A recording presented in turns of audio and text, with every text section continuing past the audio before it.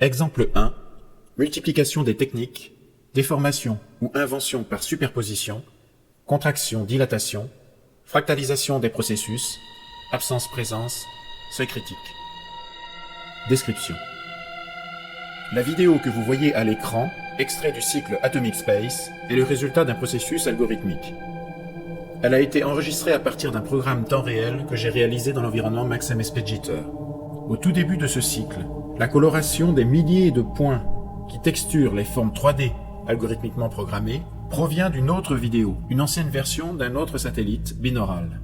Autre remarque, les principes de dilatation, temps ralenti, contraction, temps accéléré, sont utilisés ici à plusieurs reprises et à des échelles différentes. L'image de cet extrait du cycle provient de la contraction temporelle d'un satellite. Premier point. Deuxième point, les sons électroniques entendus dans cet extrait sont le résultat de la dilatation temporelle d'un autre satellite. Troisième exemple de dilatation-contraction dans ce même extrait, à un moment, l'image du cycle, lorsqu'elle apparaît bleutée, est superposée à son double accéléré. Commentaire analytique. L'utilisation de technologies ou d'environnements logiciels différents pour synthétiser l'image et le son répond au concept d'imprévisibilité et d'hétérogénéité du matériau souhaité dans le cadre du labyrinthe. Nous avons en effet constaté qu'il y a un lien fort entre technologie et invention, une technologie particulière conditionnant un type d'invention et donc de création.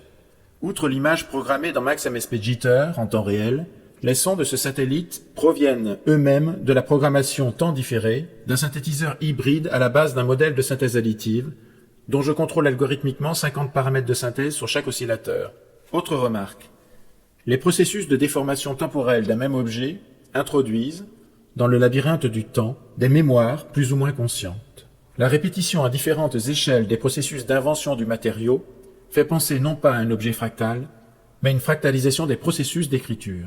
Au sujet de la création de l'image de synthèse, ces techniques d'imbrication d'un matériau sur un autre illustrent les concepts polymorphiques et polytemporels, créant un espace-temps de couleurs et de formes indépendants, superposition de relations causales contingentes, illustrant aussi notre principe d'imprévisibilité. Par ailleurs, le fait d'utiliser un matériau qui n'apparaît plus en tant que tel dans l'œuvre nous renvoie aux questions de présence et d'absence. On crée un nouveau personnage sonore et visuel, sans relation apparente avec son environnement, oubliant toute trace du passé. Cette situation provoque chez l'auditeur l'émergence d'autres mémoires, extérieures au labyrinthe, mémoires culturelles ou plus directement cognitives ou antécognitives.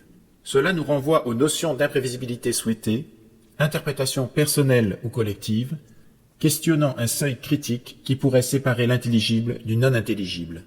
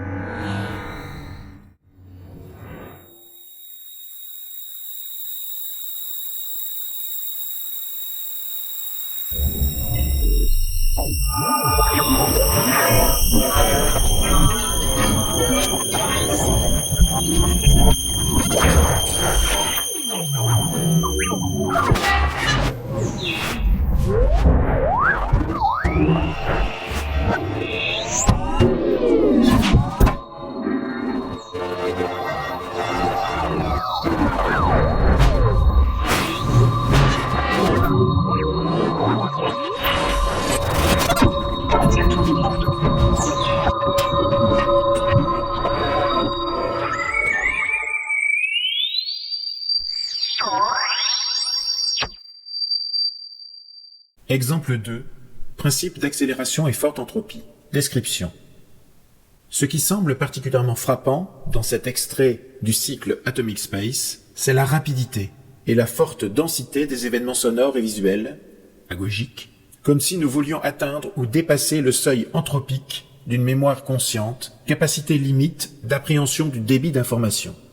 En effet, les satellites originels ont ici subi de très fortes accélérations ou contractions temporelles, son et images, différentes selon la situation qu'ils occupent au sein du cycle. Par exemple, la durée de Bluebird a été divisée par un facteur 12-24, passant d'une durée de 10 minutes à 49 secondes dans le cycle du labyrinthe. Par simple juxtaposition des satellites, le cycle aurait dû durer 46 minutes, alors que sa durée est de 15 minutes, soit un espace-temps près de 3 fois contracté. Commentaire analytique. Les processus de contraction, dilatation permettent de réinventer la perception d'un même objet, tout en créant une forme de surcharge perceptive, mémorielle et informationnelle, allant dans le sens d'une forte entropie. La capacité limite serait notamment liée à un délai d'intégration psychologique dépendant de la mémoire spontanée du public, comme le précise Moll dans ses recherches inspirées des travaux de Shannon, créateur moderne de la théorie de l'information. Moll définissant une capacité limite d'appréhension du débit d'information. Pourrait-on parler d'un message trop riche, au-delà duquel le public se désintéresserait de l'œuvre? Le labyrinthe n'est-il pas alors en contradiction avec les conceptions mêmes de la notion d'entropie et son interprétation, interrogeant à sa manière les fondements du langage et de la communication? Ajoutant qu'en opposition à cette densité et rapidité cohabitent des tableaux virtuels qui se métamorphosent extrêmement lentement, comme des images arrêtées du labyrinthe, vidéos silencieuses, jouant sur des seuils différentiels de perception.